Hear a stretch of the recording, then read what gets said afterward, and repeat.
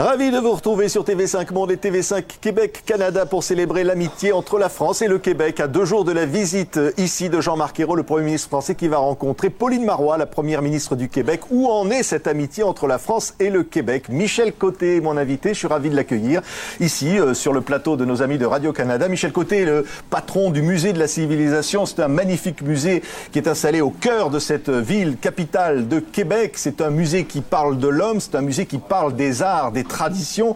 Michel Côté, ce musée est au cœur de la vie et aussi au cœur finalement de la relation entre la France et le Québec.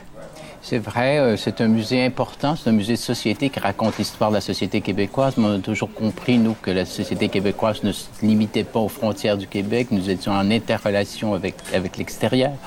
Et que ce que nous sommes, c'est aussi notre histoire. Et notre histoire fait aussi partie des relations avec la France. Donc cette complicité France-Québec, elle est effectivement très présente dans notre institution. Alors, et si vous avez eu le prix Samuel de Champlain en 2012, oui. C'est un prix qui est décerné chaque année à la fois à un Québécois et à un Français, c'est pour célébrer finalement ces deux peuples qui s'aiment.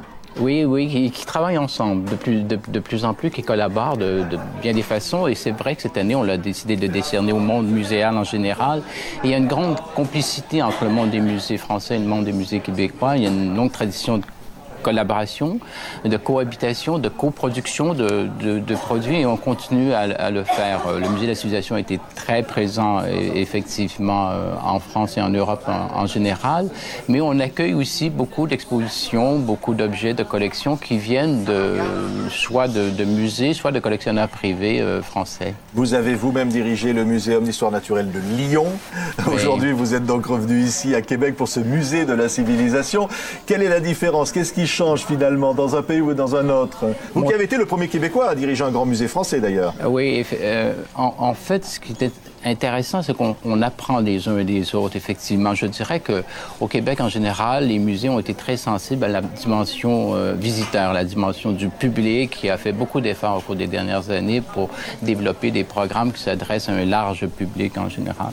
Et c'est vrai qu'en France, il y a une longue tradition de mise en valeur des collections, des objets, et je pense qu'on apprend les uns des autres, nous, à mieux mettre en valeur des objets, et les Français sont intéressés aussi à voir comment on fait de la muséographie destinée effectivement à un large public ou à des publics très, très différenciés. Alors, donc, c'est effectivement important d'avoir des échanges entre les deux. En ce moment, il y a une exposition sur un des grands auteurs, qui est M. Tremblay ici, donc, oui. Qui est présenté dans votre musée. C'est une sorte d'exposition immatérielle. Hein. Puis il y a aussi le Nigeria, les arts.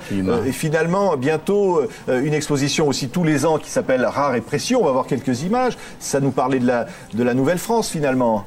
Dans nos collections, parce que nous avons des collections importantes, et dans ces collections, effectivement, du côté des archives particulièrement, on a cette histoire très particulière de relation entre l'Amérique, puisque l'Amérique était française à l'époque, complètement avec l'Amérique et la France.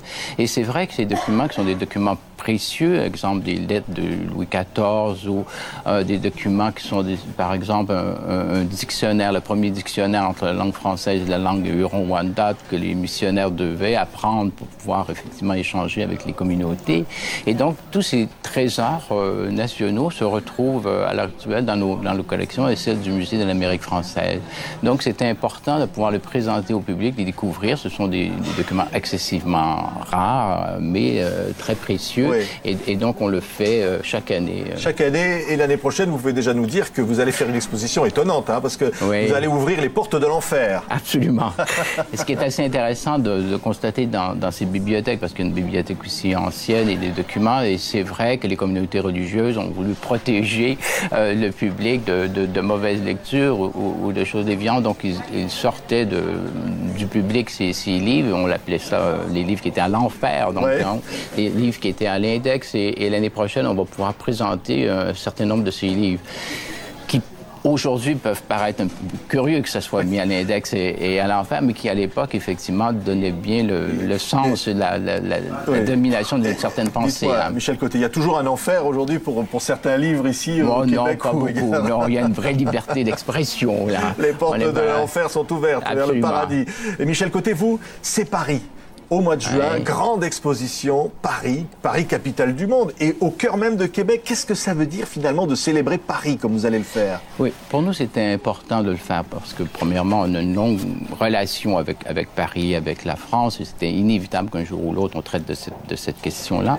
Mais en même temps, Paris, à une époque, a été le centre du monde. Nous, on doit faire l'exposition des années 1889 à 1914, où c'est le début, dans le fond, de la modernité, où Paris reçoit les expositions universelles, où Paris s'empare de la parole et se met en scène elle-même comme ville. Et dans le fond, c'est le début de la culture populaire. C'est l'arrivée du cinéma, c'est l'arrivée de l'automobile, mais aussi le caractère multiplié des théâtres, des cirques, comment les artistes vont aussi dans les espaces publics. Donc, il y a une vraie rénovation urbaine, une vraie explosion populaire, et je pense que c'est ce qui est intéressant à raconter. Nous, ce qui nous intéresse dans l'histoire des sociétés, c'est ces moments de passage très forts où on sent qu'on passe d'un monde X à un monde Y. Et donc, Paris, à cette époque, est en train de basculer. Évidemment, arrêté dans son élan par la guerre de 14, et malheureusement, mais c'est là une époque de croissance. D'ailleurs, l'espérance de vie augmente d'une façon considérable. On passe de 40 ans à 46 ans à cette époque.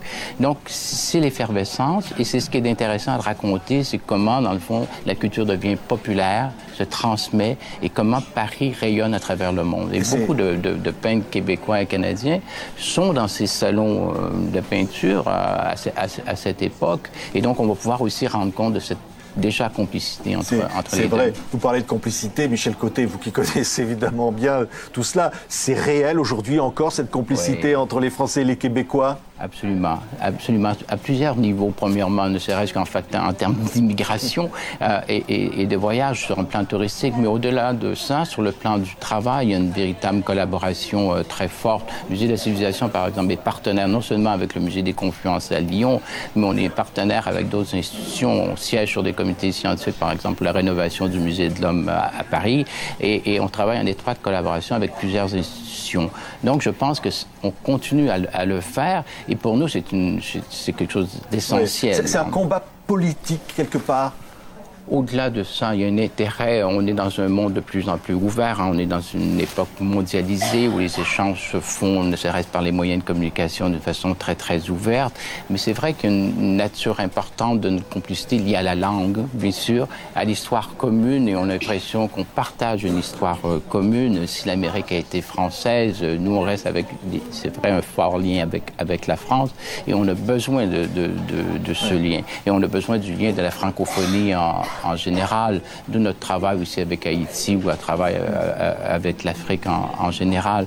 Donc, cette obligation, je dirais, de s'ouvrir au monde passe aussi, bien sûr, par la langue, et ça, c'est un atout considérable pour nous. Merci, Michel Côté, le patron du Musée de la Civilisation ici à Québec, d'avoir été notre premier invité d'une série. Demain, nous allons recevoir un des grands éditorialistes de la presse ici, à la veille de la rencontre entre Pauline Marois et le Premier ministre français. Nous sommes avec vous pendant tous ces prochains jours, et on recevra Pauline Marois vendredi et le Premier ministre français samedi.